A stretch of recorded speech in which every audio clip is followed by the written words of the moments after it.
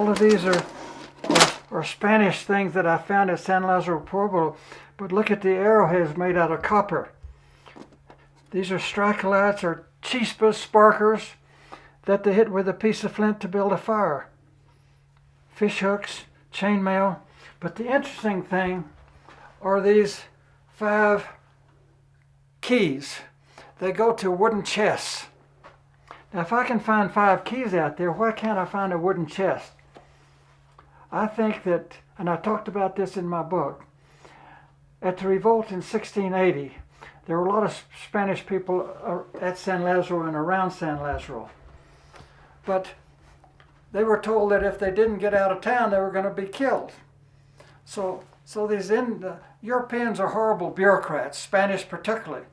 They kept notes, diaries, ledgers, and they wanted to know keep track of how many sheep they had and goats and what the grizzly bears were doing down in the cornfields. And so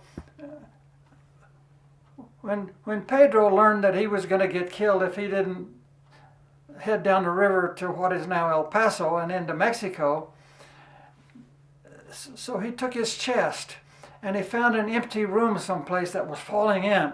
He took his chest and he stuck it in there under some timbers, some vigas, some latillas, and tucked it in there nice and put some rocks around it and foliage and limbs so nobody could see it. And he went down the river trying to escape the inevitable that was going to come tomorrow or the next day. And he may have been, his idea was to I'll come back later and retrieve my treasures. So here we are in 2012, digging out there. I have 5 keys, and I come to this room where Pedro hid his treasure chest, and there's his wooden chest. It's full of ledgers, it's full of diaries, it has some trinkets in there, personal effects, and his diaries and his ledgers are going to tell me the names of the people who lived out there in 1560, 70, 80, 1600, how many sheep they had, how many goats, what was their relationship with the Indians, and diaries of everyday life out there. We're going to rewrite the history of the Southwest if we can find one of these wooden chests that has what I know is in them, ledgers and diaries and so forth. It's going to be wonderful when we do that.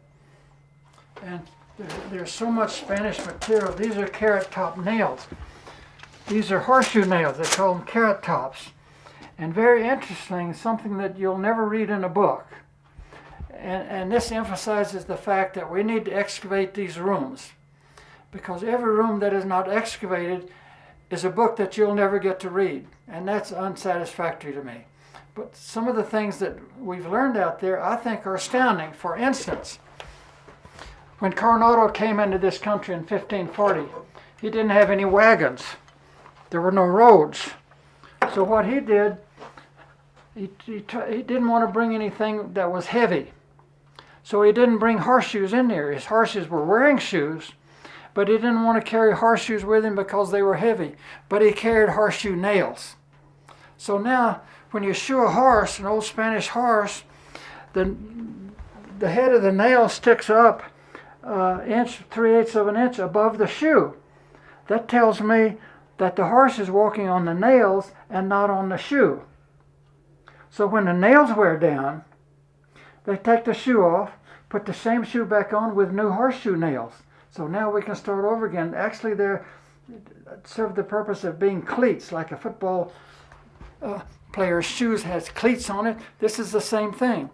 And you can see that this was a carrot top nail, but see how it's been worn down? But beyond that, when you turn it over, you see how this horseshoe nail is bent over? Do you know what that means? This is what's called dead as a doornail. You've heard that phrase? When a nail goes in and you bend it over, it's not going to come out. There's no way to get that thing out. That's called dead as a doornail. So what does that tell me about this shoe? That tells me that the horse died with this shoe on its foot. There's so much to be learned.